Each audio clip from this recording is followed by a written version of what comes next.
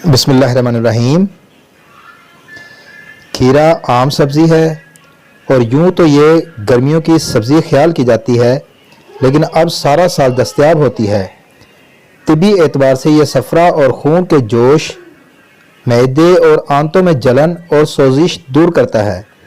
गर्मियों में प्यास की शिद्दत दूर करने के अलावा इससे गर्मी के बुखार और दिमाग की गर्मी से भी अफाका होता है।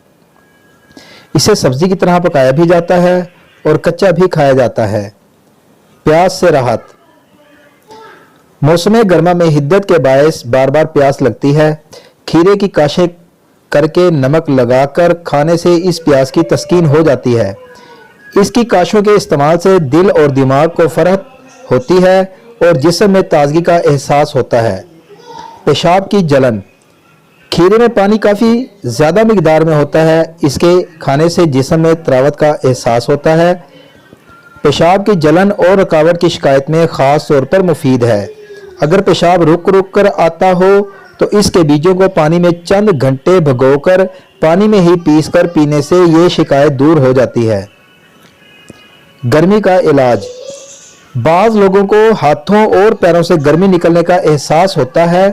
ये शिकायत बाज़ औक़ात खून की गर्मी से पैदा होती है और बाज़ औक़ात जिगर की खराबी भी इस शिकायत का बायस होती है। बहरहाल खाने के दरमियान बतौर सलाद खीरा इस्तेमाल करने से हाथ पैरों की गर्मी निकलने का एहसास कम हो जाता है। दिमागी अमराज। खीरा दिमागी अमराज के इलाज में भी इस्तेमाल किया जाता है। खीरे के रस को रोगन जैतून के साथ जोश देकर तेल तैयार किया जाता है जो दिमागी अमराज को मुजर्रब इलाज है। ये तेल दिमाग को तस्कीन देता है और दिमागी बीमारी को ख़त्म करता है। खीरे से वज़न में कमी।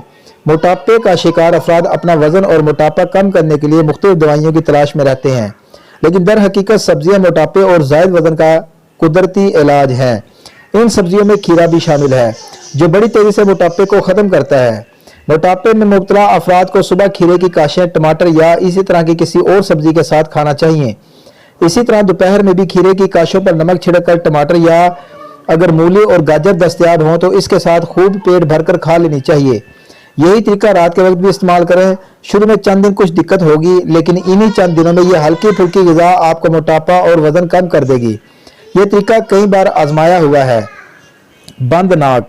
गर्मियों में नज़ला रुक जाने की वजह से पेशानी, अबरू, सर में दर्द के लिए भी खीरे के बीज मुफीद होते हैं। ताज़ा पानी में इन्हें पीसकर चीनी मिलाकर पीने से 2-4 रोज़ में जमा हुआ नज़ला बहकर आराम आ जाता है।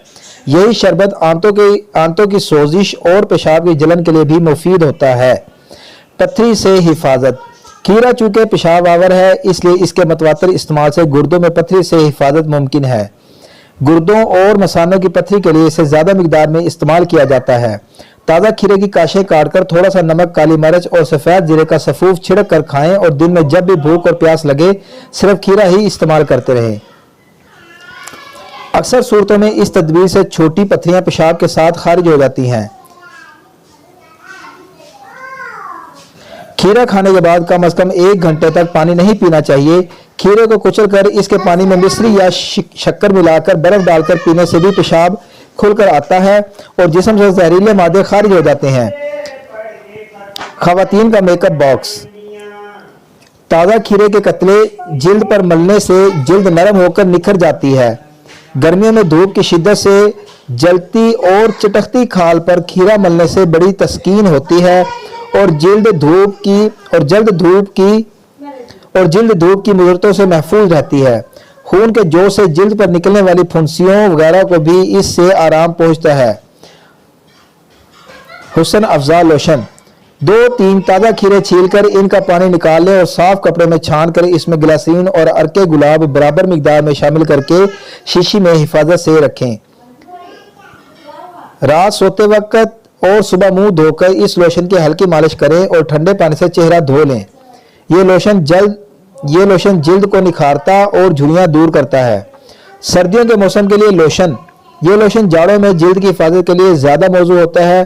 खीरे के 1 प्याली रस में छीले हुए बादाम 25 ग्राम खूब अच्छी तरह पीस कर छान लें और इसमें 2 टीस्पून अर्के गुलाब शामिल करके बोतल में डालकर इसे खूब अच्छी तरह हिलाएं, यहाँ तक कि सब चीज़ें यकजान हो जाएं।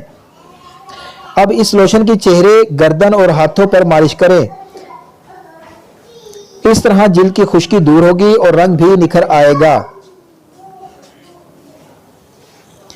बहुत शुक्रिया।